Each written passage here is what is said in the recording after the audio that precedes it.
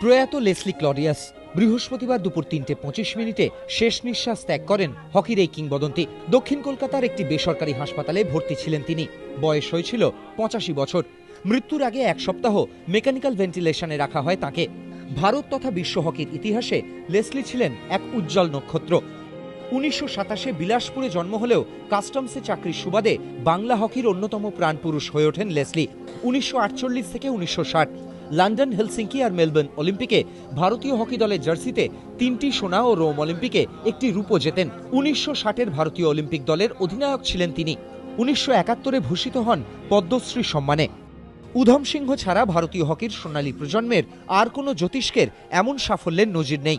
৩ ছেলের মধ্যে মেজ ছেলে রবার্টও ভারতীয় হকি দলের প্রতিনিধিত্ব করেছেন। পরে একটি পথ দুর্ঘটনায় অকালেই মারা যান তিনি।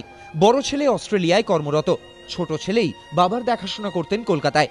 কিংবদন্তি ক্লডিয়াসের প্রয়াণে গভীর শোকের ছায়া নেমে এসেছে বাংলার হকি মহলে।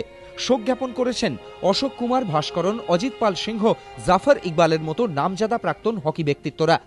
এর থেকে বড় আর লাশ কি হতে পারে ভারতবর্ষের স্পোর্টসে আর ভারতবর্ষে হকিতে। এতগুলো সিম্পল লোক, এতগুলো ভদ্র মানুষ, আর বাংলাতে তো আমি মনে করি যে এর থেকে বড় আর স্পোর্টসম্যান জন্ম নেয়নি। আরো অনেক সম্মান পাওয়া উচিত ছিল না। শুক্রবার রাজ্য হকি সংস্থার তরফে সম্মান জ্ঞাপনের পর অনুষ্ঠিত হবে ক্লডিয়াসের শেষকৃত্য।